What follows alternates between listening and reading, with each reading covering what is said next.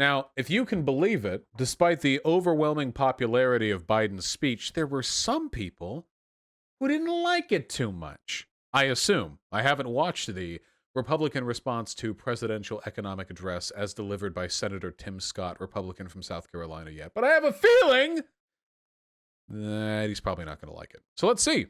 After his late son. He also went off script when he talked about Chinese President Xi Jinping.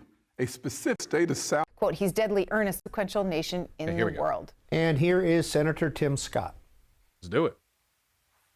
Good evening. I'm Senator Tim Scott from the great state of South Carolina. Hello. We just heard President Biden's first address to Congress. Our president seems like a good man.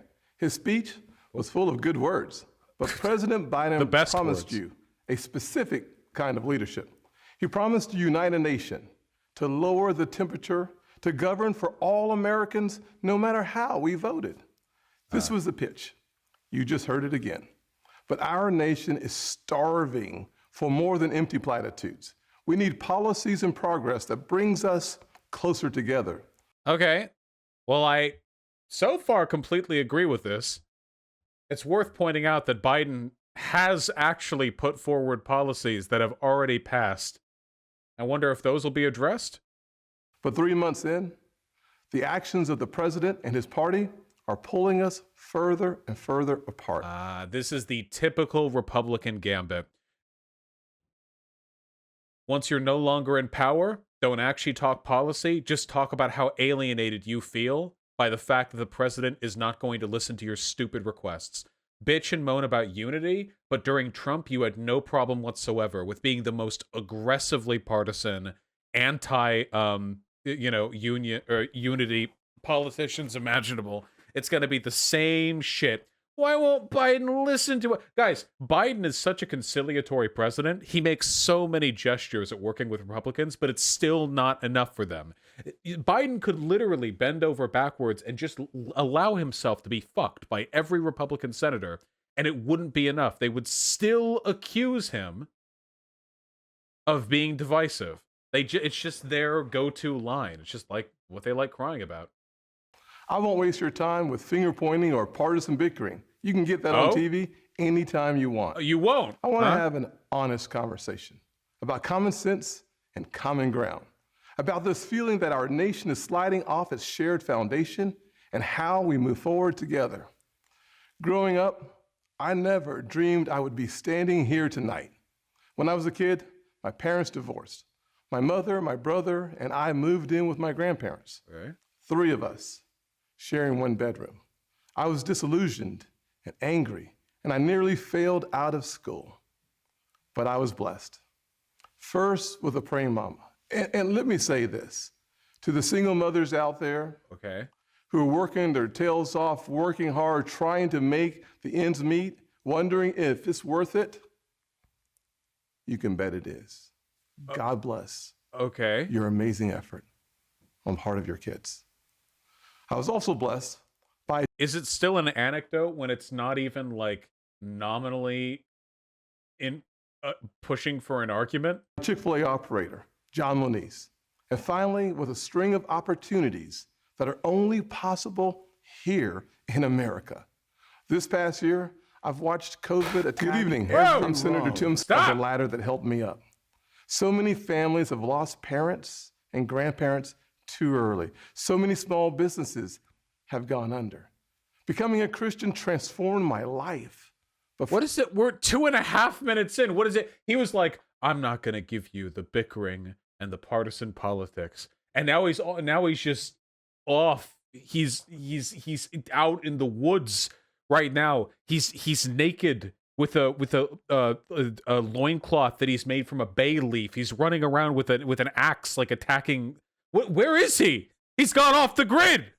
I have no idea where he is right now. For months, too many churches were shut down. Most of all, I'm saddened that millions of kids have lost a year of learning when they could not afford to lose a single day. This happened under Trump. Locking vulnerable kids out of the classroom is locking adults out of their future.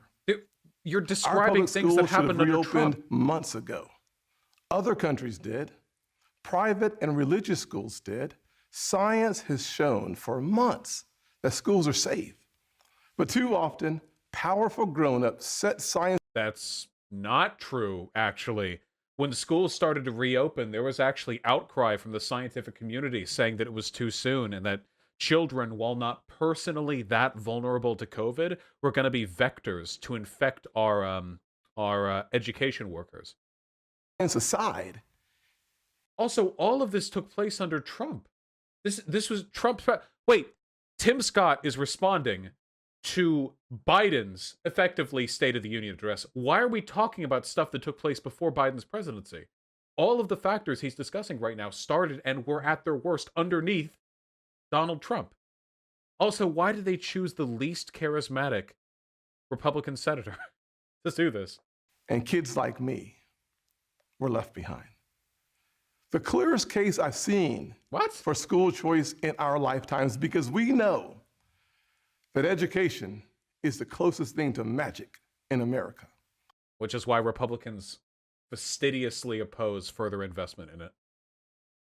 Last year, under Republicans... Guys, I get it. I know why. It's because he's black, and the Republicans push IDPO like crazy because they're trying desperately to siphon off whatever black support they can get in the wake of their handling of the George Floyd BLM raids. I know, okay? We all saw the fucking we all saw what happened during the Republican National Convention, okay? We saw them wheel out every single person who doesn't sunburn in 20 minutes, okay? In direct sunlight, brought out every single person in the Republican Party who is legally and physiologically capable of living at the equator, okay? They pulled them all out. We know. I can't go to the equator. I just instantly catch on fire, okay? That's why I moved north from California. I'm just trying to keep myself safe, okay? Republican leadership, we passed 5 bipartisan COVID packages. Congress supported our schools, our hospitals, It's true, by the way. White people are illegal at the equator. That is true. Saved our economy and funded Operation Warp Speed, delivering vaccines in record time. All 5 bills. This is the one thing that's true, by the way, actually. Operation Warp Speed was part of the groundwork that allowed for our current vaccination program. That is actually true. There's a lot of dumb shit that Trump did. Warp Speed ended up being pretty good. I'm not going to give him much in the way of remedial credit for that because he's also the reason why COVID got so bad in this country, but, you know. Got 90 votes in the Senate. Common sense found common ground. We're still not talking in about February, Biden. Republicans told President Biden we wanted to keep working together to finish this fight. But Democrats wanted to go it alone. What? They spent almost $2 trillion on a partisan bill that the White House bragged was the most liberal bill in American history. Didn't he just say he wasn't going to talk about partisanship? Are we talking about the $2 trillion bill to give starving poor families money? That's what he's referring to right now. He's referring to the aid that was given, aid that Trump himself said that he would call for. They don't even hold to the things they say they believe. It's just anything, any attack they can use against Democrats. By the way, saying something is partisan isn't a counter-argument. Like, you have to explain why it's bad. Only 1% went to vaccinations, no requirement to reopen schools promptly. COVID brought Congress together 5 times. This administration pushed us apart. Another issue that should unite us is infrastructure. He's only talking about, so we've been waiting 4 minutes and 20 seconds now. Nice. And we've gotten our first argument. And it's that Biden and the Democrats pushed forward a relief bill that was nominally supported by Donald Trump, but this guy doesn't like it. He's not going to provide any arguments for why it's bad. He just didn't like it. Is that it? That took us 4 minutes to get here. Okay. Republicans support everything you think of when you think of infrastructure. Really? Roads, bridges, ports, airports, waterways, high-speed broadband. We're in for all of that. Oh, yeah. Uh-huh. But again, Democrats want a partisan wish list. They won't even build bridges to build bridges. Less than 6% of the president's plan goes to roads and bridges. It's a liberal wish list of big government waste. Plus, the biggest job-killing tax hikes in a generation. So I am not literally brain damaged. So the idea that increasing taxes on the wealthy will lead to job losses is not something that convinces me. I all of my faculties are in order, so that's not really an argument worth addressing. Also, I like his Republicans love infrastructure bills. It's just a coincidence that we never push for them and always push against them. It's just crazy. And this guy could say anything, right? Be like, the Republican Party has always been in favor of gay rights, but this partisan gay marriage bill is unacceptable. Like, you can say anything, yeah. No. Republicans hate infrastructure. They want you to have to personally get out of your car and crawl over a wasteland of potholes to get to work every day. Something that you're going to get knee pain from crawling on your hands and knees, and then you're going to go to the doctor, and they're going to say, fuck you, $1 billion, and then they shoot you and bill your children. That's the Republican plan, okay? Experts say when all is said and done, it would lower wages of the average American worker and shrink our economy. What experts would say that an infrastructure bill would lower wages and shrink our economy? Where did you find, what bridge did you find this economist under? Expert of what? Oh, a homeopathy expert. I see. He didn't notice, he didn't say economist, he said expert, okay? Homeopathy expert, possibly, you know. Yeah, an astrologist we found. Tonight, we also heard about a so-called family plan, even more taxing, even more spending, to put Washington even more in the middle of your life, from the cradle to college. The beauty of the American dream is that families get to define it for themselves. The beauty of the American dream is that everyone starts off so poor that even though nominally they have thousands of options available to them, they're forced down the cheapest one possible, and then they die in poverty and leave their debt to their household. We should be expanding opportunities and options for all families, not throwing money at certain issues because Democrats think they know best. Wait, so Mr. Tim Scott, how exactly do you expand opportunities for families without spending money? Because one of the problems is that even though we have the opportunities in existence, they aren't available to many families because they cost a lot of money. This is the face that he would make in real life if I asked him this, by the way. Because he doesn't believe anything that he's saying at the moment. I have completely moved past the idea that Republican politicians believe in a single thing they're saying. I think they know exactly what they do. They go up there and they think nobody believes anything. I believe nothing. We're all going to hell when we die. Fuck everyone. Fuck the American people. And he goes up here and he makes this face internally when he, you know, when he does this stuff. Now, there are people who do believe in the bootstraps bullshit, but I don't believe they believe it. I don't think they believe it. Not that it effectively changes anything, whether they're grifting or not, but... Infrastructure spending that shrinks our economy. Wait, do you think the GOP will try to run Tim Scott in 2024? Please, God, GOP, run this guy, okay? Jesus Christ, okay? Fucking Yang could beat this guy. My God, this guy has no charisma. Is not common sense. Weakening our southern borders and creating a crisis is not compassionate. The president is also abandoning principles he's held for decades. Now he says, wow. I appreciate that he just mentioned the border issue in like 3 seconds, referred to a crisis, but didn't describe what it was. It's really depressing to me that there are people who will fall for this. The job of people like Tim Scott is to consolidate the emotional, the feelings of people who already agree with him. He's not capable of convincing people who don't already agree with him. Republicans generally aren't. That's the reason why they try to get them when they're young, you know, in every possible way. But it's so insane to me that somebody could watch like this and think, yes, this person is delivering correct information to me. This person is giving me the truth. This person's giving me the facts. Tax dollars should fund abortions. He's laying groundwork to pack the Supreme Court. This is not common ground. Wait, laying the ground? How do you lay the groundwork to pack the Supreme Court? What has he done? Chat, has he done anything? Yeah, I'm pretty sure this is just a lie. How do you lay the groundwork for that? He's just saying it might happen in the future, but that's not the same as laying the groundwork.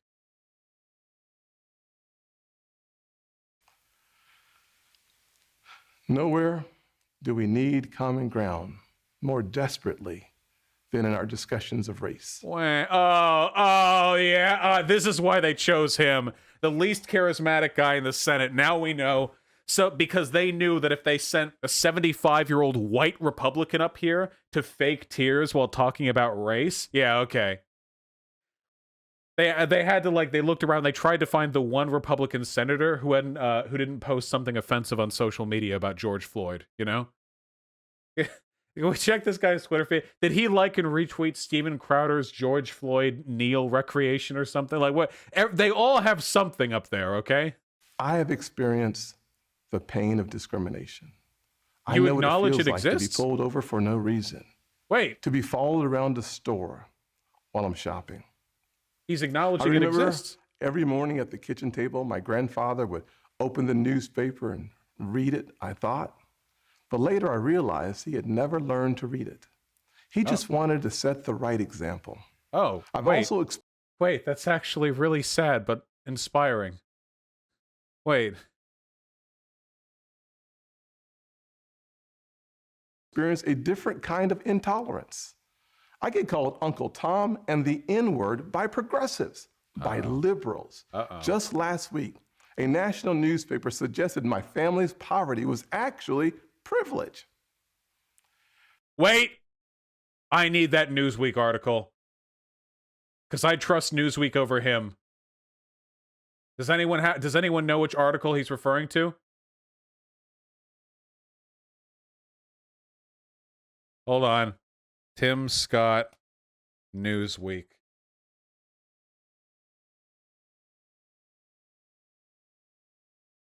Privilege.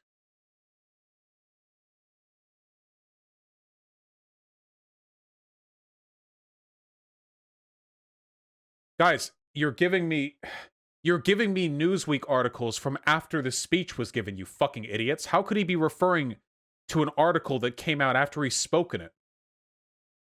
You're just linking me something from Newsweek with his name on it. You fucking...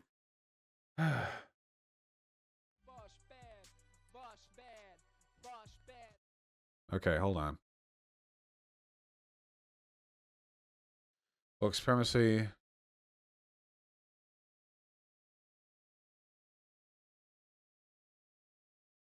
This is just stuff he said on race.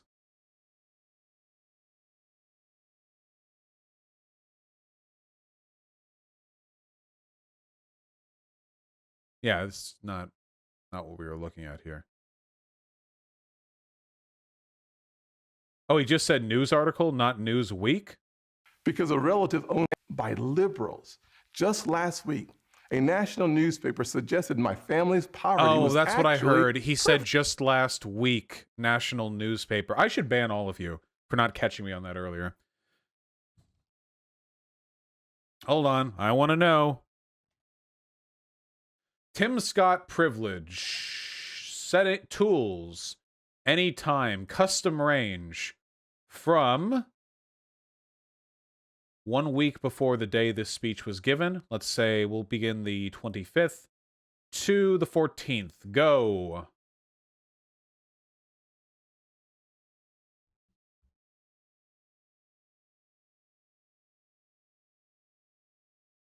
Washington Post fact check calls black senator privileged. Oh, so let's take a look at that Washington Post article then. Washington Post hit piece again. Yep, here we go. Tim Scott often talks about his grandfather and cotton.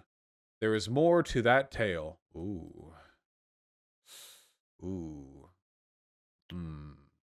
As regular readers know, we're often interested in the origin stories of politicians. For Scott, the only black Republican in the Senate is the story of his grandfather, who left school at an early age to pick cotton, and according to Scott, never learned to read or write. Scott has separately acknowledged his great-great-grandfather, Lawrence Ware, once owned 900 acres in South Carolina. Census records are released 72 years after they're collected, so we dug into the South Carolina census records available from 1870 to 1940. The 1890 census was lost in a fire, and we couldn't locate relevant 1900 records to close this gap in Scott's narrative. Aided in our search. Our research reveals a more complex story than what Scott tells audiences. Scott's grandfather's father was also a substantial landowner, and Scott's grandfather, Artis Ware, worked on that farm. Scott's family history in South Carolina offers a fascinating window into a little-known aspect of history in the racist South following the Civil War and the immediate aftermath of slavery, that some enterprising black families purchased property as a way to avoid sharecropping and achieve a measure of independence from white-dominated society. Lawrence Ware purchased at least 147 acres and 23 acres later on. His property was described as quite impeccable.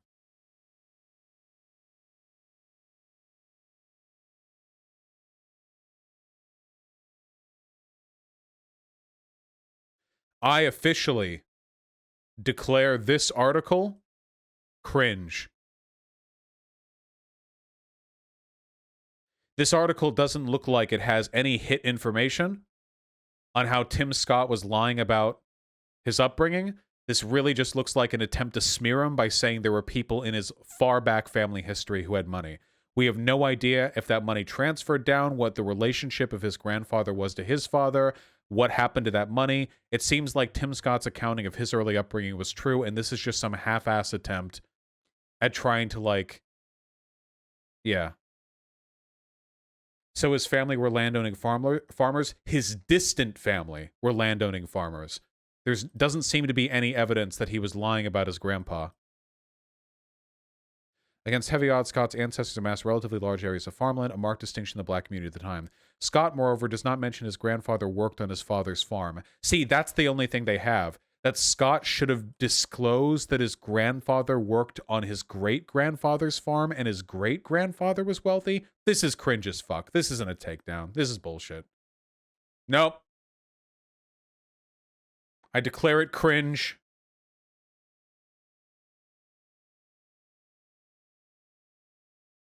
Irrelevant. Privilege. And I'd be annoyed too if I was Tim Scott, by the way. If I grew up, my grandpa was poor, couldn't read, doing that whole newspaper reading to set a good example shit, and then some fucking white boy at the WAPO was like, actually, 8 trillion years ago, you descended from, well, former slaves, but they had some acres of land. Yeah, no, I'd be a little annoyed too, to be fair. Because a relative owned land generations before my time. Believe me. Oh, well. We could have saved ourselves the effort of looking. Okay. I know firsthand our healing is not finished. In 2015, after the shooting of Walter Scott, I wrote a bill to fund body cameras. Last year, after the deaths of Breonna Taylor and No, I'm happy I double-checked, though. George Floyd, I built an even bigger police reform proposal. But my Democratic colleagues blocked it. I extended an olive branch. I offered amendments, but Democrats used a filibuster to block the debate from even happening. My friends across the aisle seem to want the issue. If you're a Republican, you never get to complain about the filibuster. I'm sorry. With Mitch McConnell, who held up an unprecedented amount of legislation, I'm sorry. If you're a Republican, you have no right to ever complain. Ever about bottlenecking legislation, okay? None. I don't care. The Democrats could spend the next 100 years sowing a reign of terror where no legislation gets through, and you still don't get to bitch about it because Mitch McConnell was the Senate Majority Leader, and you answered to him, and you didn't bitch about it back then, and you don't complain about it now. You have no right, absolutely none, to use power like that and then complain when other people do. More than they wanted a solution. But I'm still working. I'm hopeful that this will be different. When America comes together, we've made tremendous progress, but powerful forces want to pull us apart. 100 years ago, kids in classrooms were taught the color of their skin was their most important characteristic. And if they looked a certain way, they were inferior. Today, kids are being taught that the color of their skin defines them again. And if they look a certain way, they're an oppressor. From colleges to corporations to our culture, people are making money and gaining power by pretending we haven't made any progress at all. See, again, this is why they needed the black guy. You can't bring a white guy out here to, actually, this is progress, okay? Because it used to be, yay back in the day, looks like Streamlad's taking a shit. It used to be, yay back in the day, that just about any old conservative could get away with making arguments this bad. But nowadays, in the enlightened future, they have to id pull it, How wonderful. No doubt. Well, Streamlabs is taking a shit, and it'll get back up eventually. So till then, let's keep going. By doubling down on the divisions we've worked so hard to heal. You know this stuff is wrong. Hear me clearly. America is not a racist country. This is one of those essentialist criticisms that Republicans really like to focus on. You'll notice that when Republicans defend America against accusations of racism, they never actually discuss any policies or institutions or anything like that. Instead, they just focus on, like, the idea of the soul of the country being racist, which is a meaningless question. It doesn't mean anything. It doesn't matter. What does that even mean? What does it mean for the soul of a country to be racist? Imagine every country on Earth in all of human history has had some sort of issue with ethnic discrimination of some kind, right?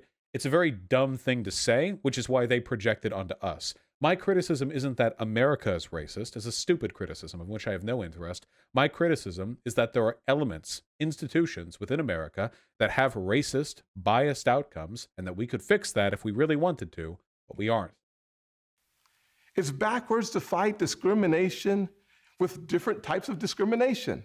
And it's wrong to try to use our painful past to dishonestly shut down debates in the present.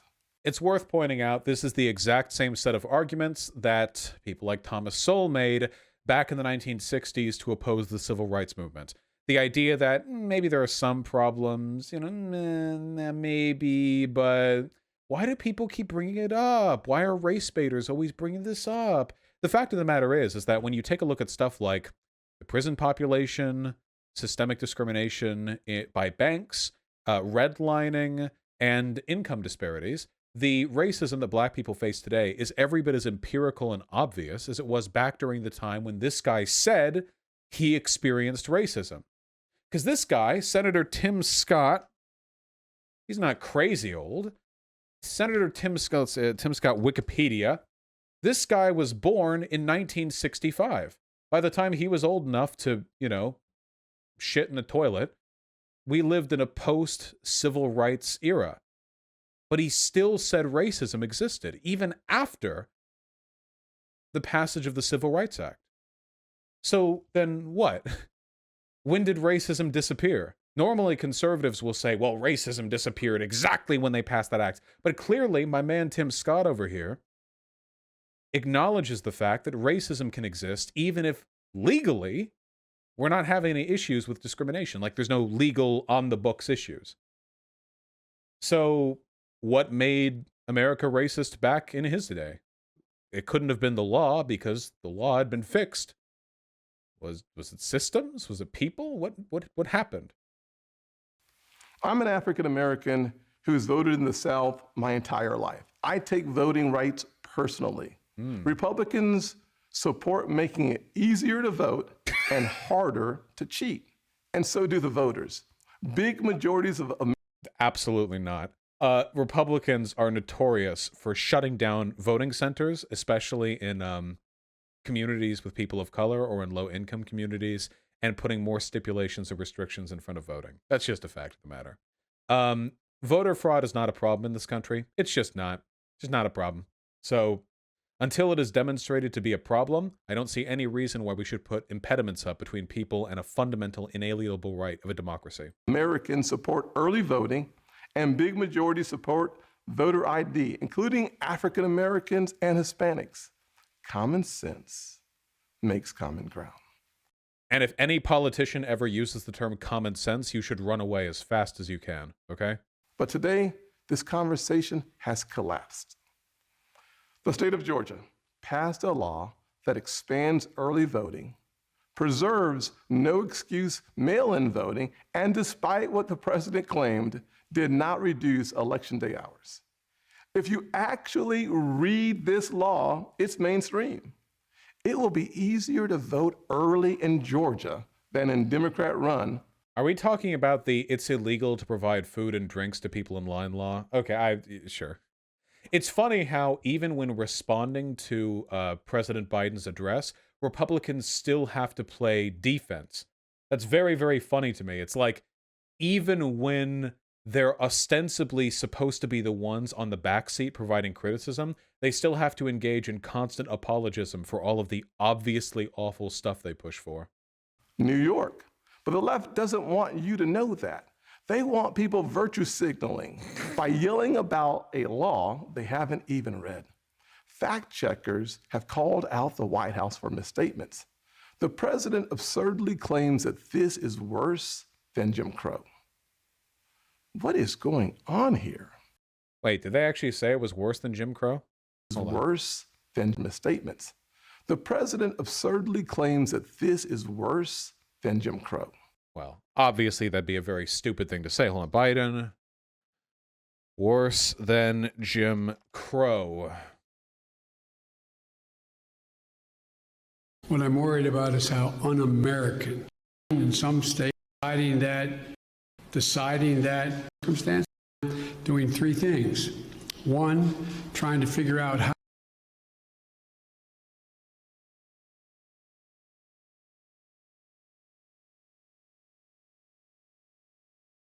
Give me the point. Oh. like Jim Eagle. I mean, this is gigantic, what they're trying to do. And it cannot be sustained. And do every Eagle be able to stop this, because it is the most pernicious thing. This makes Jim Crow look like Jim Eagle. That's funny as fuck. Never. Wait, I don't care. That's pretty funny. It's the stupidest thing I've ever heard. What the fuck are we talking about? Obviously, no. What's happening right now is not worse than Jim Crow. Of course not. That's too funny for me to be annoyed about it, though. What is going on here? I'll tell you. Yeah. A Washington power grab. This misplaced outrage is supposed to justify Democrats' new sweeping bill that would take over elections for all 50 states. It would send public funds to political campaigns you disagree with and make the bipartisan Federal Elections Commission partisan. Okay, hold on. I don't particularly care to look this up. Given the fact that every single thing he said about policy so far has been incorrect, I'm just going to take a Hail Mary and say that this is complete nonsense. That it's going to give money to candidates you don't like. No, I don't think that's happening. Sorry. We can look it up more later. Just no. This is not about civil rights or our racial past. It's about rigging elections in the future. Keep in mind, though, that Republicans will say that you're rigging elections if you do anything to undo the election rigging that they are already engaging in. It's very important to keep that in mind. If we ever get seriously talking about removing the Electoral College, Republicans will call it a partisan attempt to rig the presidential election, even though the only reason they like that Electoral College is because it is their, it is their partisan attempt to rig the outcomes of elections. So, pretty cringe. And no, the same filibuster that President Obama and President Biden praised when they were senators, the same filibuster that the Democrats used to kill my police reform bill last year has not suddenly become... Oh, this was the guy who proposed that police reform bill that we looked at on stream a little while ago. Remember? It was like good for Republican, but not good enough. You remember that? Yeah. It was like, wow, Republican tried, but like, nah, it wasn't good enough. I'm a racist relic just because the shoe is now on the other foot. Race is not a political weapon to settle every issue the way one side wants. It's far too important. Remember when I said in the video that I released the other day that when Republicans say race baiting, or imply it as he is here, he hasn't said the word, but that's what he's referring to here. What they actually mean is addressing racism. That's what they mean when they say race baiting. And when I say race baiting, I mean people disingenuously invoking a racial narrative to push a political agenda. But here we're literally just talking about addressing racism. It's a very common rhetorical tactic for them. I imagine it's quite a bit more convincing being delivered by the black guy they have in the Senate. But it's just as stupid, regardless of the identity of the person presenting it. This should be a joyful springtime for our nation. This administration inherited a tide that had already turned. The coronavirus is on the run. Thanks to Operation Warp Speed and the Trump administration, our country is flooded with safe and effective vaccines. Dude, can you imagine the gall after Trump handled the coronavirus the way he did? Then Biden steps in, and only after Biden steps in, things start turning around, and they're like, you inherited our upturn, you know? Now, Trump didn't inherit Obama's economy. That's not true. But you inherited Trump's excellent COVID-19 handling. The absolute gall on these people. Thanks to our bipartisan work last year, job openings are rebounding. Bipartisan work under the Trump administration. Anxious. A nation with so much cause for hope should not feel so heavy laden. A president who promised to bring us together. Wait, hold on. He's fucking up. See, this is why Republicans are losing ground. Data showed that, or polling showed after Biden's speech, that people were feeling hopeful and people believed that Biden prioritized unity. Tim Scott, by referring to the speech as something which made people anxious and something which drove people apart, is reiterating the fact that he's not expressing the will of Americans here. He's actually completely opposite the will of Americans. He is speaking to a set of trends that are directly the opposite of what is actually taking place. Be pushing agendas that tear us apart. The American family deserves better, and we know what better looks like. Just before COVID, we had the most inclusive economy in my lifetime, the lowest unemployment rates ever recorded for African Americans, Hispanics, and Asians, and a There's the virtue signal. 70-year low nearly for women. Wages were growing faster at the bottom than at the top. The bottom 25% saw their wages go up faster than the top 25%. That is extremely not true. What? I'm trying to think what metric, what data point they could possibly use to push something that incorrect. We have all the data. The ultra wealthy have been getting vastly ultra wealthier. There's no metric by which this is true. Maybe like, okay, wait, I think I've got it. Maybe he means percentage median income increase. Or if like the bottom 25% of America got like an average dollar per hour more, that might be better than the median percentage income increase for the top 25%. There are a lot of ways that you can say average, so it's possible he might be fudging things like that. If that's the case, then my counter argument would be that's an illegitimate way of representing income disparity. He's talking about this. Let me see. Lower wage workers are getting bigger raises than the bosses. Let's see. The 25% lowest paid Americans enjoyed a 4.5% income boost in November and outpaced a 2.9% gain in earnings for the country's highest paid workers. Low wage workers are benefiting from higher minimum wages and corporations that are increasing entry-level pay. Wait, median wage for the... So yeah, median, I figured. For the bottom 25%, outpacing for the top 25% of income earners. Is this literally just one quarter? Is this just referring to 1 quarter of growth? Yeah, so this is exactly what I said. So by using percentages, yeah, the the bottom can benefit from a much smaller portion than the top. Yeah. I noticed that this article is from right before coronavirus. That's very convenient. Literally just a few months before everything got locked down. So Very convenient time period to refer to economically, you know?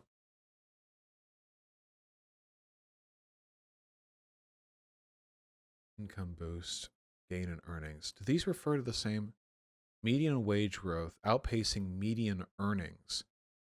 The fact that these two things are phrased differently, median wage growth versus median earnings, suggests to me that there's more statistical fudging being done here.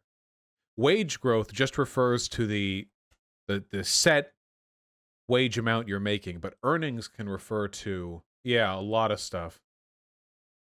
Wage growth tracker. Whoa. Overall unweighted. Can we get this by economic census division? No, that's not what we're looking for. Full-time or part-time occupation, wage level, industry, wage level. Wage growth tracker by wage level. Let's see. Take a peep, okay?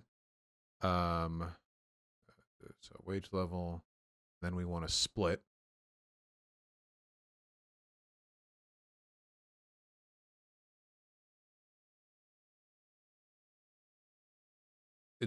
Can we divide by, can we in any way influence the split, like between different income levels? This shush. Okay, that's what we need to do. We need to shush. Okay, just a little bit.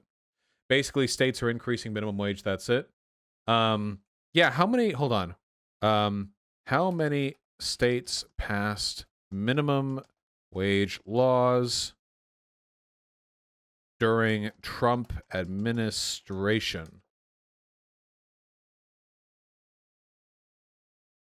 Wouldn't it be funny if the only reason median wages rose for poor people under the Trump administration was because a bunch of blue states increased their minimum wage? You know, like the only reason that actually happened is because blue states rose the minimum wage. Let's see. Legislation, state laws. Can we get...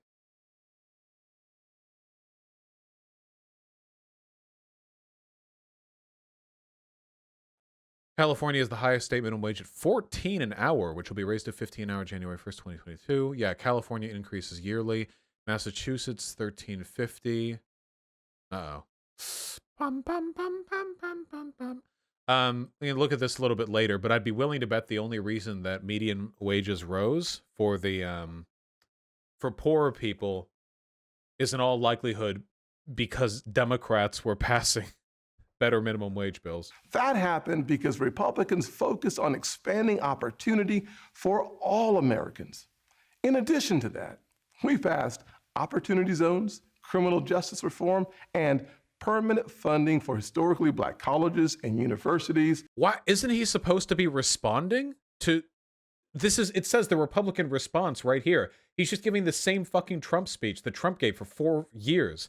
Not a single time in the past 5 years has Trump opened his mouth and not said something about black unemployment.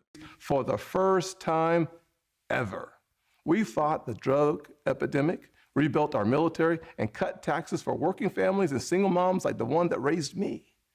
Our best future will not come from Washington schemes or socialist dreams. It will come from you, the American people. Black, Hispanic, white, and Asian, Republican and Democrat, brave police officers in black neighborhoods. We are not adversaries. We are family. We are all in this together, and Jesus Christ.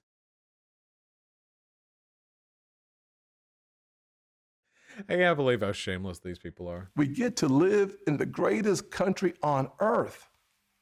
The country where my grandfather in his 94 years saw his family go from cotton to Congress in one lifetime. So I am more That's a than line he has hopeful. practiced.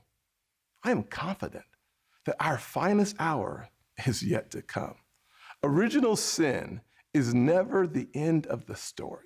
What? Not in our souls, and not for our nation. What? The real story is always redemption. I am standing here. Wait, what? What?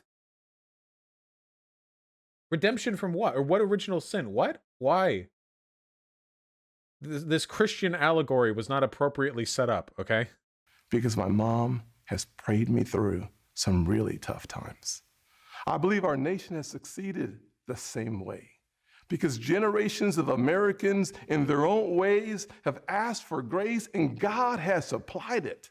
So I will close with a word from a worship song that really helped me through this past year of COVID. The music is new, but the words draw from Scripture. May the Lord bless you and keep you, make his face shine upon you and be gracious to you. Okay.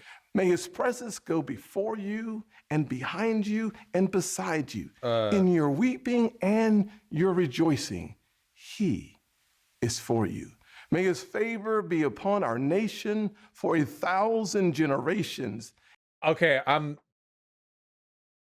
whenever I see stuff like this, I'm reminded of all of the YouTube videos I've seen of like the crazy like Iranian imams and like the crazy like preachers that go on the TV show, you know? Except we're meant to think they're crazy, but this is okay, you know?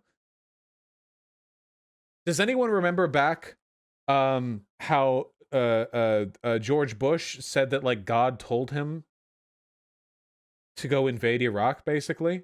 That like it basically became a holy war? We are way too permissive of crazy fundamentalist bullshit in this country, okay? We need some hardcore separation of church and state because we're looking at like the response to what is functionally the State of the Union address.